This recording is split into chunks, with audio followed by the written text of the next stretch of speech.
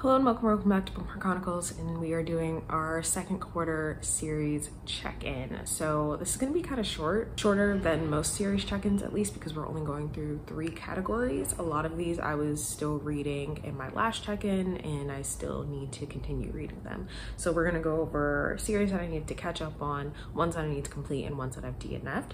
We can start with the ones that I've completed because it's only one. That is Strictly Professional by CCJ. This is a duology that has Strictly Professional and Unfinished Business. I've talked a little bit about it in previous videos.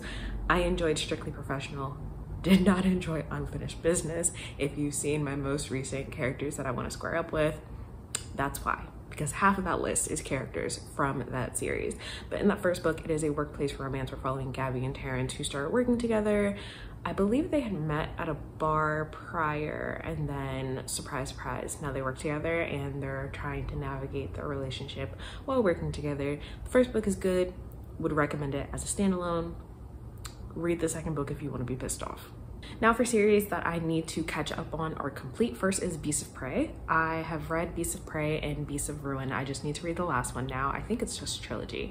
I really enjoyed the first 2. I think I like the second one a little bit more, and I'm interested to see where it goes. I honestly do not know how it's going to end. In that first book, we're following 2 main characters who, for very different reasons, are going into the greater jungle to try to defeat this creature that has been killing civilians for centuries.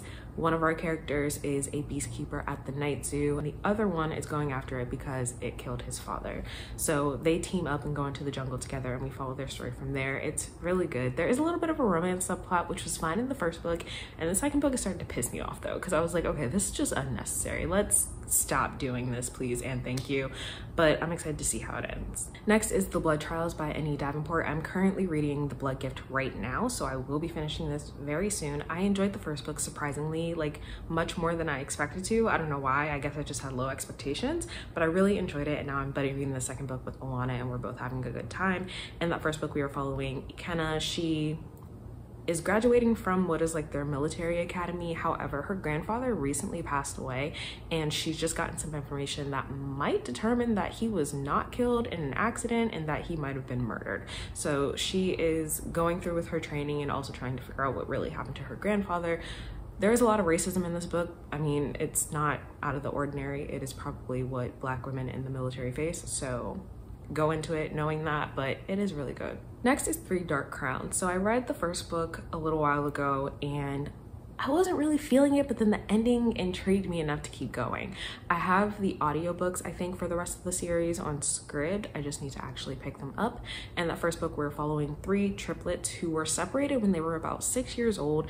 And essentially what happens is that a queen will give birth to triplets, and then those triplets grow up and are trained to kill each other to decide who's going to sit on the throne. So we get to that point where they're seeing each other again for the first time after years, and everything that you could possibly think of going wrong goes wrong, and it ended on such a great cliffhanger. So I'm interested to see how it goes. This is like a 5-book series though, so I don't know if I'm going to complete it. Then we have Coffee Shops of Love. I read Cups of You and I liked it enough. It was actually really good until about the last 20%. The pacing got weird, the characters were doing dumb shit, and I just really wasn't feeling it. But I am going to read the companion novels. I believe there are 2 more, and the next one is Sapphic. So in the first book, we're following Amber, who is returning to her hometown. There's a guy who owns a coffee shop that she has sort of an instant connection with, but there are reasons why both of them are sort of hesitant to enter a relationship with each other, and we just sort of follow them from there. But I really liked it. It was pretty good, so I'm excited to read the next one. Next is Spy Family. I owned the first 3 copies and I have completed those. I haven't really been buying books this year, so I might try to read them digitally in the second half of the year, but this is definitely a series that I want to complete this year, or catch up on at least.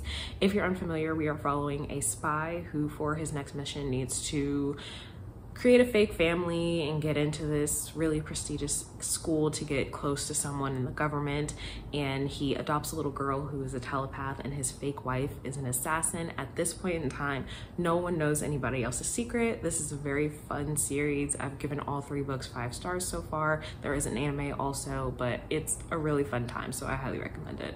And the last series that I need to catch up on is Sisters in Serendipity by Lady Marie. I read Worth It and it was okay.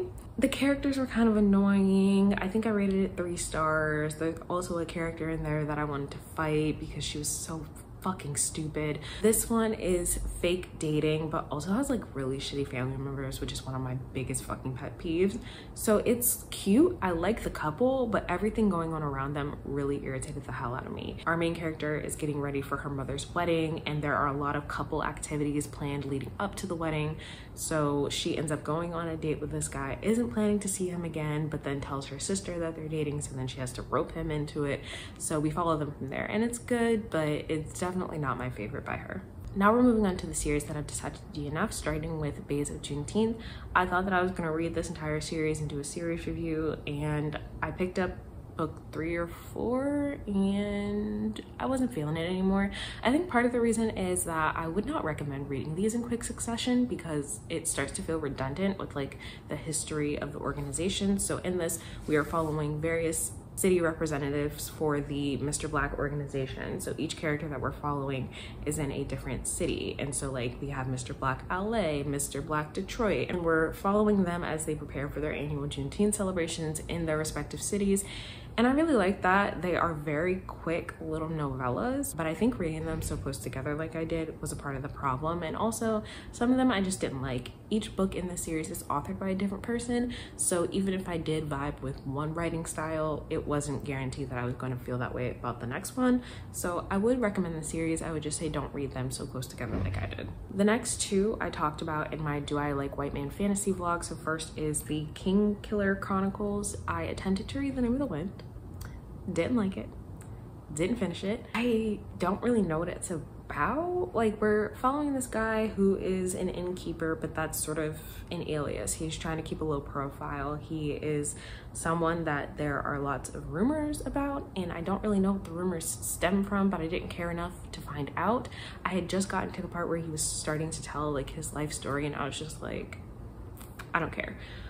So didn't make it far in that one. The other one is Mistborn by Brandon Sanderson. I did read The Final Empire and I liked it enough. I really like the magic system in that world and how there's a rebellion brewing and how thought out the plans of the leader of the rebellion were. I really enjoyed all of that, but not enough to continue. So I had Jess, Steph, and Robin tell me what happens in the next 2 books. Steph literally gave me a play-by-play and I'm good, probably for the best, because if I had gone on to read the next book, I would have ended up DNFing it. I know that for sure. So I liked that first book, but I am not going to continue the series. Then we have the Rachel Kroll series. Steph and I buddy read The Night Swim earlier this year, which is about a podcaster going to a town to report on a rape case that happened there. She also is being contacted by someone from the town regarding a case, I believe it was like 20 years prior. I really enjoyed that first book. I really enjoyed the podcast element, so I would recommend listening to the audio. I did predict how that one was going to end and still had a really good time with it, but I'm pretty sure that the next book is going to be her somewhere else reporting on a different case, and I just don't think that I care enough or like Rachel enough as a character to continue. And lastly is When Love Meets Destiny. I attempted to read Archer's Voice and just didn't like it, didn't like the characters, didn't like their first interaction.